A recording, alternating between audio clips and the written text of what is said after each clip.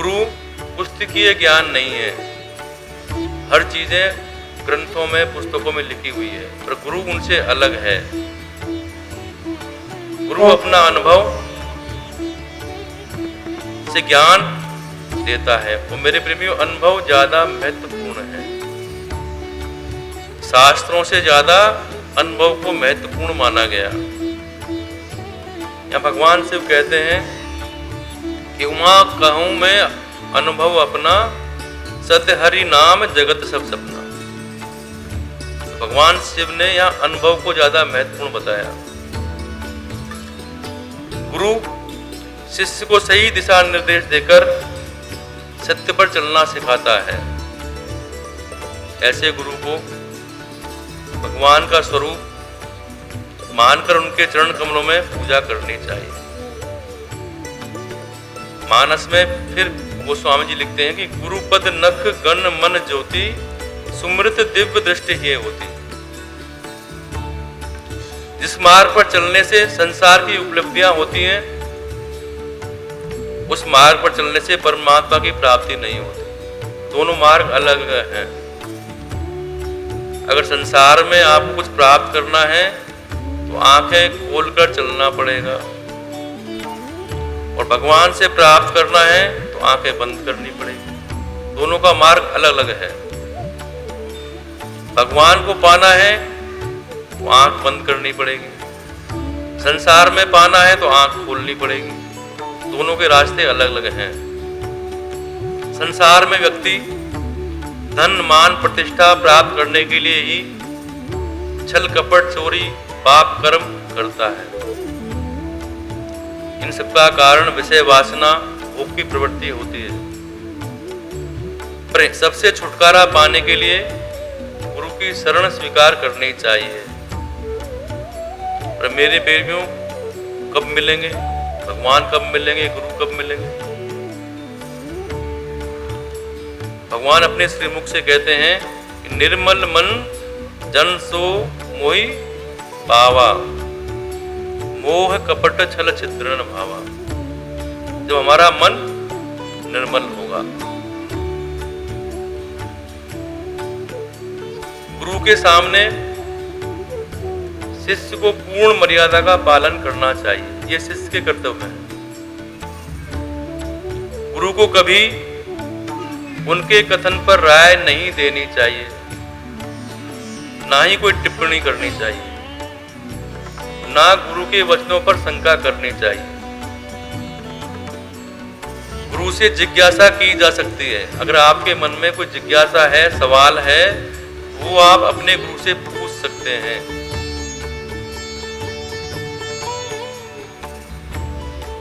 जैसे अर्जुन ने भगवान श्री कृष्ण से अपनी जिज्ञासा प्रकट की।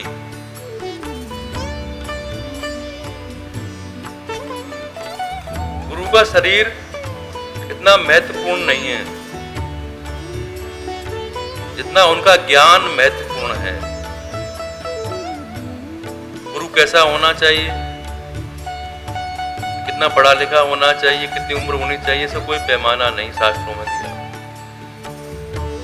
राजा जनक जैसे ज्ञानी महापुरुष ने 12 वर्ष के अष्टावक्र को गुरु बनाया, जो 8 जगह से टेढ़े मेढ़े थे। 16 वर्ष के संत ज्ञानेश्वर के सामने नामदेव ने अपना शिष्यत्व स्वीकार किया। तो मेरे प्रेमियों, गुरु के प्रति हमारा दास भाव होना चाहिए। दासो हम, और हमारी परंपरा में तो वैसे भी दास बनाया जाता है। नाम के आगे दास लिखते हैं, रामानुज दास। गुरु की निंदा ना करनी चाहिए और ना सुननी चाहिए। शास्त्रों में इसका वर्णन है कि इसको बड़ा महापाप बताया गया है। गुरु निंदा सुने जो काना, होए पाप गौघात समाना। रामचरितमानस में आया है। जैसे परीक्षित जी ने सुखदेव जी से कथा सुनी और मृत्यु का भय दूर हो गया, तो गुरु को ब्रह्म का स्वरूप मानकर, परम बांधव सखा मित्र हितकारी मानकर उसकी शरण स्वीकार करनी चाहिए। जैसे अर्जुन ने श्री कृष्ण की स्वीकार की, अर्जुन ने भगवान कृष्ण को गुरु माना और अपने को शरणागत शिष्य माना। तो मेरे प्रेमियों, परम संतों का कहना है कि मनुष्य चाहे चारों वेद शास्त्र पढ़ ले, फिर भी गुरु के बिना ज्ञान नहीं होता। गुरु द्वारा दिया गया गुरु मंत्र वैसे तो मेरे प्रेमियों सामान्य होता है, सब पुस्तकों में लिखा होता है, पर वो गुरु के द्वारा दिए जाने पर विशेष हो जाता है, विशेष प्रभावशाली हो जाता है। उस मंत्र के द्वारा हमारा गुरु से संबंध स्थापित हो जाता है, भगवान से हमारा संबंध बनता है। उसकी सहायता से ही गुरु का सानिध्य प्राप्त होता है। अब गुरु कैसा होना चाहिए, गुरु के लक्षण क्या हैं? तो मेरे प्रेमियों, साधारण शब्दों में इसकी मैं व्याख्या करता हूं कि जिसके दर्शन मात्र से हमारा मन प्रसन्न हो जाए, जिनके दर्शन करने से हमारा मन प्रसन्न हो जाए, हमारे अंदर धैर्य और शांति आ जाए, जिसके दर्शन मात्र से हमारा रोम रोम प्रसन्न हो जाए, वही सद्गुरु। जिसे देखकर हमें प्रसन्न हो जाए, मन को शांति मिल जाए और हमारा मन उनके सामने नतमस्तक होने को करे, वही गुरु। गुरु के कार्य क्या हैं? तो मुख्य रूप से गुरु के 6 कार्यों का वर्णन किया गया। सबसे पहला काम गुरु का है ज्ञान देना। दूसरा कार्य है जन्म मरण से छुटकारा और परमात्मा की प्राप्ति कराना। तीसरा है जीव के अंदर बोध उत्पन्न कराना। चौथा है पथ प्रदर्शक, आपका रास्ता आपको बताना। और 5वां कार्य मेरे प्रेमी में सूचना देना। ये भी गुरु का काम है कि अगर आप गलत रास्ते पर चल रहे हैं तो गुरु आपको सचेत करता है कि आप ऐसा नहीं करें, नहीं तो आपके साथ गलत होगा। वो आपको आगामी सूचना देता है। और 6ठा कार्य गुरु का है शंका का समाधान करना। जो भी आपके अंदर शंका है उसका समाधान करना गुरु का कार्य है। तो मुख्य रूप से 6 कार्य गुरु के हैं।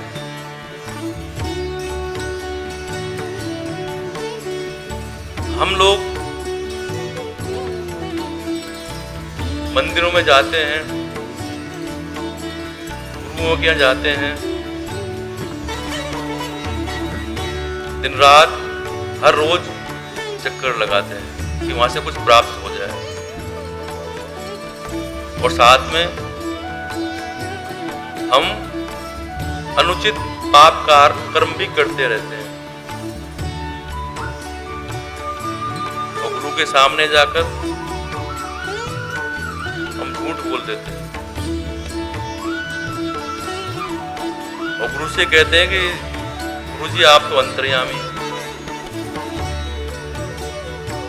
गुरु के सामने जाकर हम झूठ भी बोल रहे हैं और कह रहे हैं गुरु जी आप तो अंतर्यामी। इतना निर्भय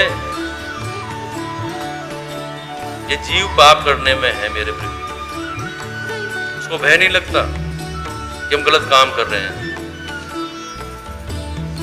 और गुरु के सामने तर्क वितर्क करते हैं, गुरु जी ऐसा है, गुरु जी वैसा है, गुरु जी ऐसा नहीं है। और कहते हैं गुरु जी आप तो अंतर्यामी।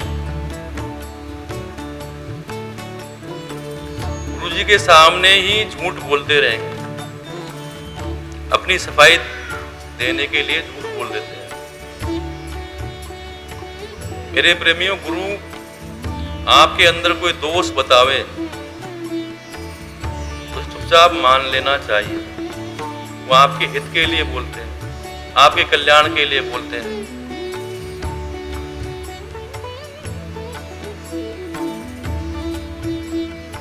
पर हम कैसे मान लें? हम तुरंत जवाब देते हैं, तर्क वितर्क करते हैं कि नहीं मैंने ऐसा नहीं किया, ऐसा नहीं है, वैसा नहीं है। आप सब लोग इस मर्ज के मरीज हैं। इससे बचा कोई नहीं। कोई कम है, कोई ज्यादा है, इतना फर्क है बस। आप अपनी बुराई, अपना दोष, अपनी लघुता सुनने को तैयार नहीं। अगर आपको कोई ज्ञान की बात कहे, सच्चे मार्ग पर चलने की बात कहे, तो आप मानने को तैयार नहीं। और तर्क वितर्क हम करने लगते हैं, जो कि अनुचित है। मेरे प्रेमियों, ये शरणागति के विपरीत है।